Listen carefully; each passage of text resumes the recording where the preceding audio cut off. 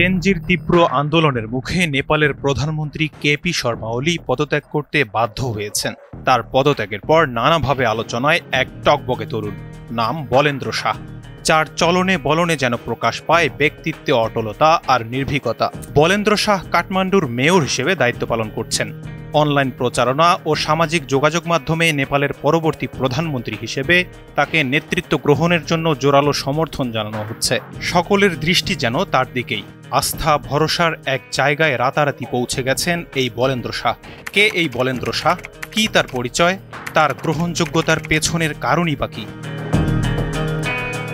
সম্প্রতি নেপালে Facebook, Instagram, YouTube ও x সহ ২৬টি প্ল্যাটফর্ম নিষিদ্ধ করাকে কেন্দ্র করে চলমান অস্থিরতা তীব্র আকার ধারণ করে।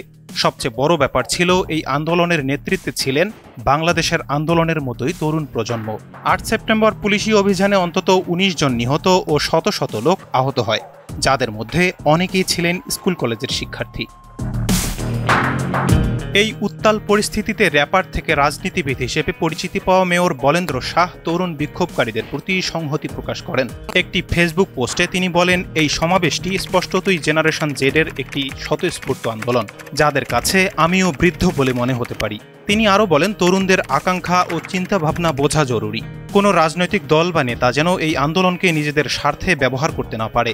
তিনি সশরীরে উপস্থিত না থাকলেও তার পূর্ণ সমর্থন তরুণদের প্রতি আছে, এমনটাও জানান। অনেকেই মনে করছেন এ কারণেই তার জনপ্রিয়তা রাতারাতি আকাশচুম্বিতে পৌঁছায়। সোমবার সরকারের সোশ্যাল মিডিয়া নিষেধাজ্ঞা তুলে নেওয়ার পর বলেন্দ্র শাহ দ্রুতই অনলাইন প্ল্যাটফর্মগুলোতে একটি জনপ্রিয় ব্যক্তিত্বে পরিণত হন।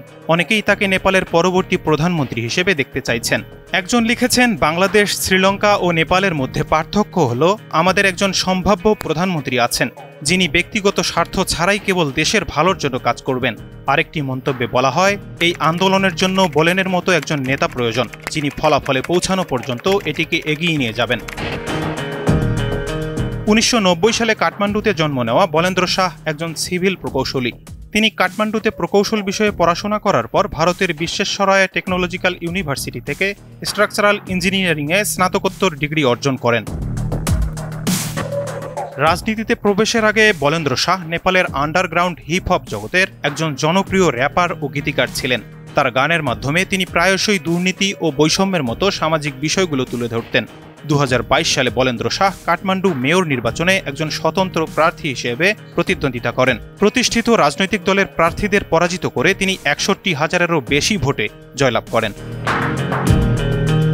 এখন শুধু সময়ের অপেক্ষা, বলেন্দ্র শাহ আগামীর নেপালের জন্য কর্ণধার হয়ে উঠবেন নাকি তরুণ প্রজন্ম ভিন্ন কোনো সিদ্ধান্তে এগোবেন?